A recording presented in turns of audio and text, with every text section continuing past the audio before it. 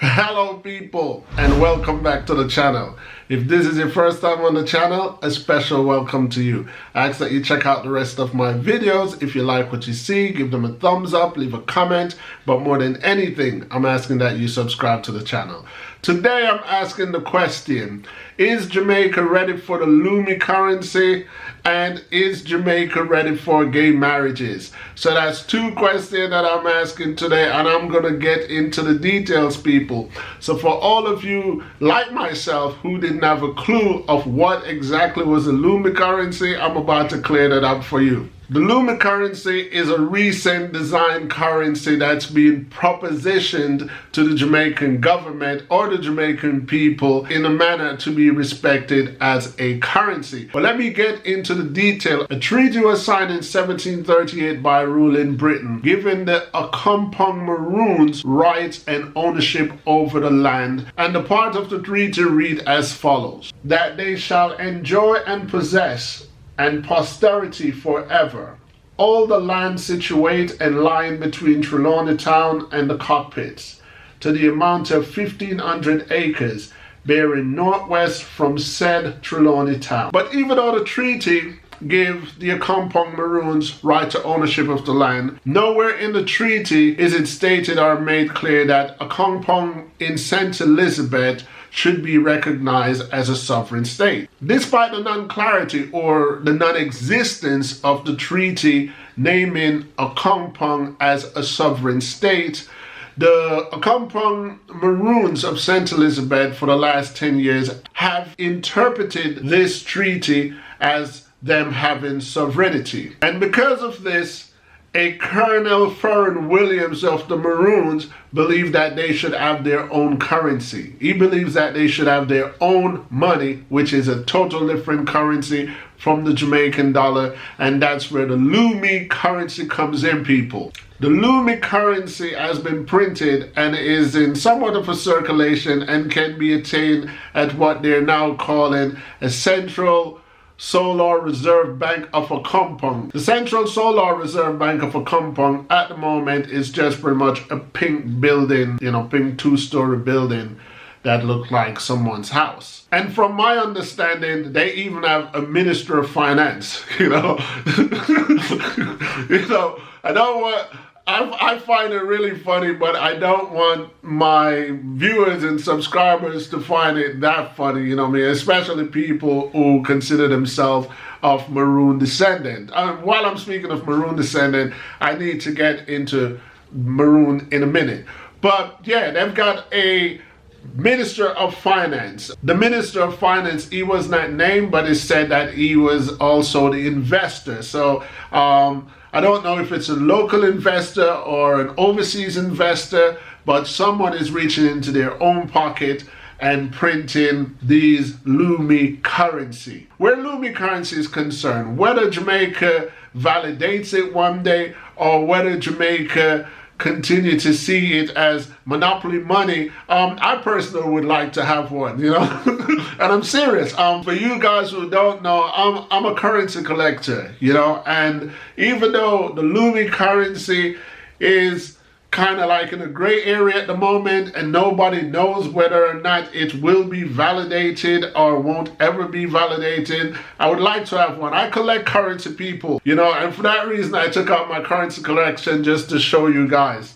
I have a bunch of foreign notes here, and these foreign notes are, most of them is from countries that I've traveled to, and some of them were currencies that I traded off. So, like I'm saying, whether or not the Lumi currency gets validated or recognized by the Jamaican government in the future, if any of my viewers have one, reach out to me in an email and we'll arrange a way that you could get one to me, because whether or not it's validated, its presentation has marked a point in Jamaica's history. So if it's not validated as a legal tender, at least I can have it to say, well, this was printed at a historic moment in Jamaica. So once again, if you guys have the Lumi currency and came across it, don't throw it away. Remember that I would like to have one just for keepsake. But on a more serious note, the Bank of Jamaica has put out a public advisory notice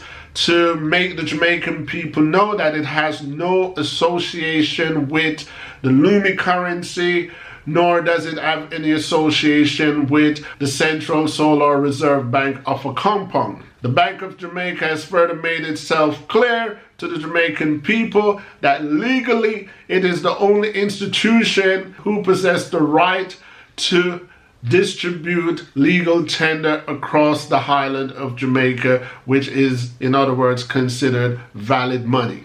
And with all this confusion of introducing new money, there is already a conflict between the Colonel Farron Williams and this particular investor. Colonel Farron Williams is already saying he doesn't like the way the money is being printed and how the money is being distributed. So already we got a situation.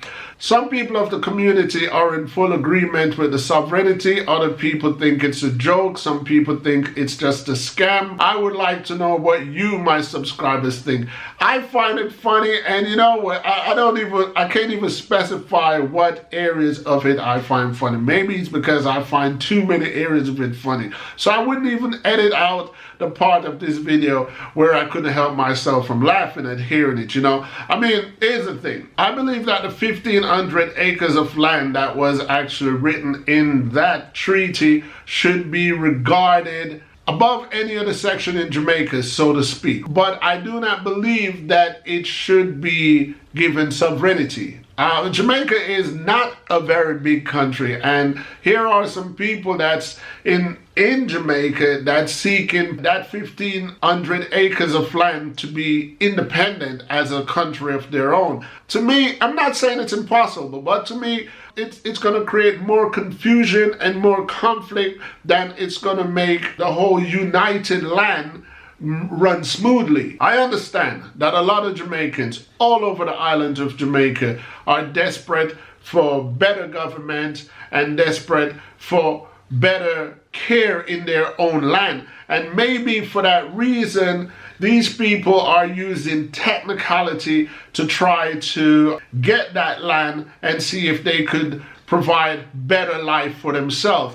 But at the same time, you know, politics is big, and no man is an island. No little island stands in its home. You're still gonna need the rest of the world. You're still gonna need Jamaica. Let's just say for talking's sake, let's just say they get their independence and now it's a country of its own. So now we have an international border. Is everyone in the United Nations gonna want to see them different from Jamaicans? So that's just a little part of what I'm thinking about, you know. But personally, I'm gonna throw in my vote. I think it's foolishness. I just think we have one Jamaica, and I just believe that the 1,500 acres should be owned and reserved as a 1,500 acre within Jamaica. It's still a part of Jamaica, and it's not a sovereign area. Anyway, people, my real question here is really, do you believe that the 1,500 acre should be owned and reserved for all Jamaicans, or do you believe that this particular area should be given to those who